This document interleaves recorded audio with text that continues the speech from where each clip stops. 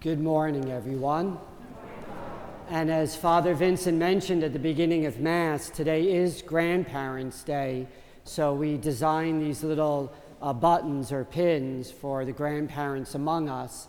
So we'll give this out to you at the very end of Mass. But something that shows our love and appreciation for all of you who are grandparents and serve your families so beautifully.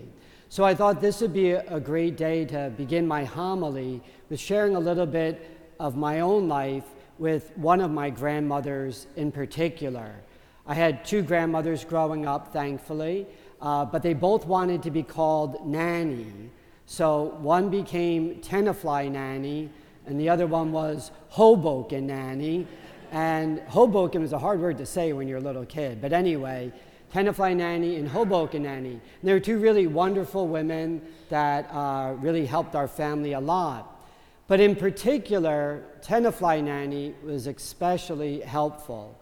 When I was 3 years old, my mother was giving birth to my younger sister and went through a tremendous amount of complications during the childbirth and actually wound up needing to get 6 pints of blood transfusion after the delivery. And then from that, actually wound up getting hepatitis. So when I was about age 3 till I was about age 5, I really didn't get to see my mom too much because she had to be kind of on bed rest during that entire time. So my older brother and sister, they were fortunate because they could go to school. They were already of the age. My little baby sister was being bounced around between relatives, but I was kind of in that little gray area. What do you do with little Stevie? And so I was bounced between Tenafly Nanny, Hoboken Nanny, Tenafly Nanny, Hoboken Nanny, back and forth. But in that, even though it was a traumatic experience as a child, not getting to see your mom for such a long time, it really created a very, very special bond, especially between me and Tenafly Nanny, because that's where I grew up in Tenafly, and so I saw her a lot more. And I did a little bit of kind of like show and tell. She had 14 grandchildren. I think I was her favorite, but don't tell my siblings that. But each one of us, when we were born, she would knit an Afghan, I guess what you call it, you throw it over your bed. And so mine says Steve, 1967, so you can do the math. I've had this for 52 years. And if you know me, I do not hold on to things. I don't collect things. So the fact that I've held on to this all this time obviously means a lot to me. She was a very darling and dear person in my life, and we wound up becoming kind of like thick as thieves, the two of us, because we spent so much time together.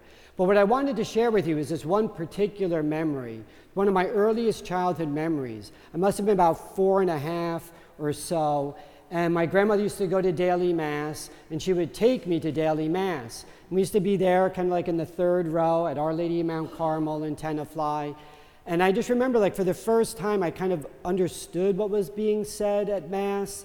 The gospel that day was about Jesus being the good shepherd and how much he loves us and how much he's willing to lay down his life for us and how he takes care of all of his sheep.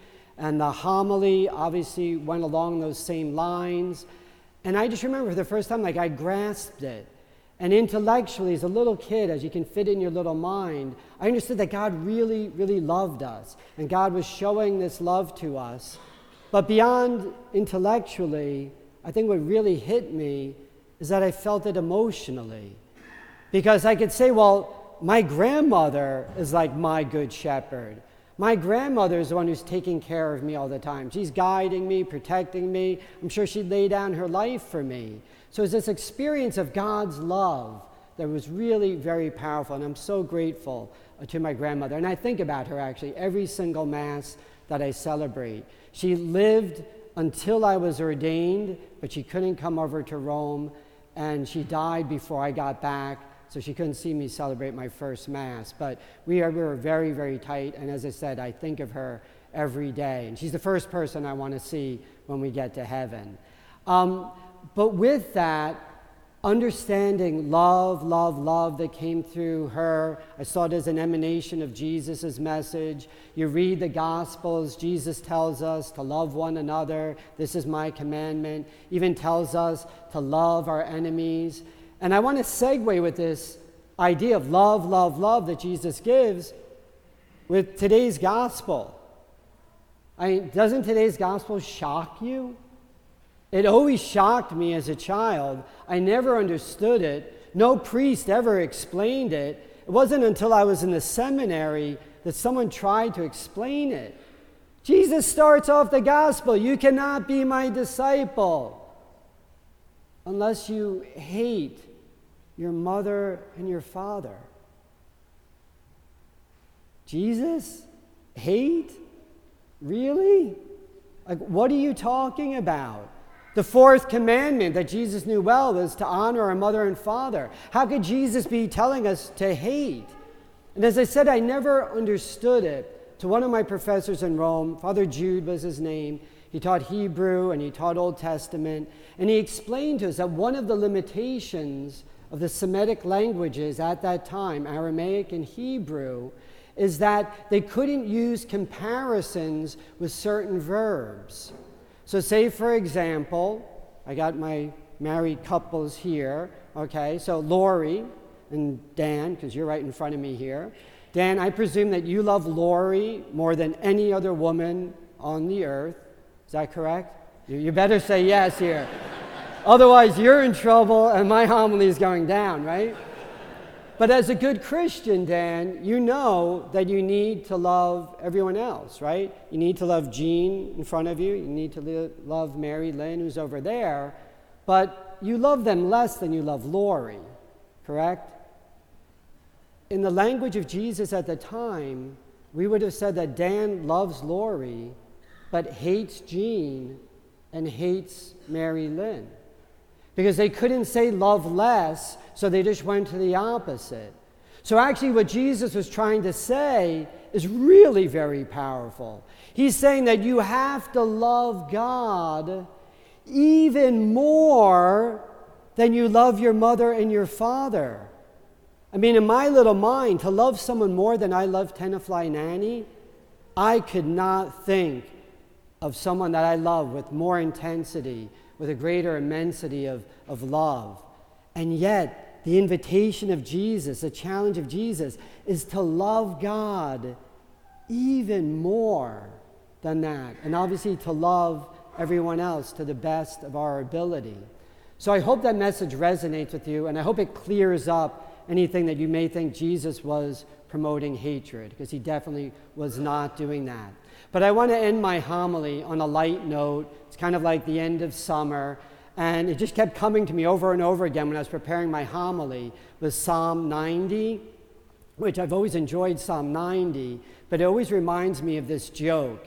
And in Psalm 90 that we just heard, we hear the expression, "To you, O Lord, 1,000 years is like yesterday." And in other parts of the Bible, we have God compare time and eternity, that eternity is so much greater than time, we can't fathom it. And sometimes things get lost in translation. So this is the corny joke. You can laugh or not at the end. But there was a priest, his name was Father Vincent, right?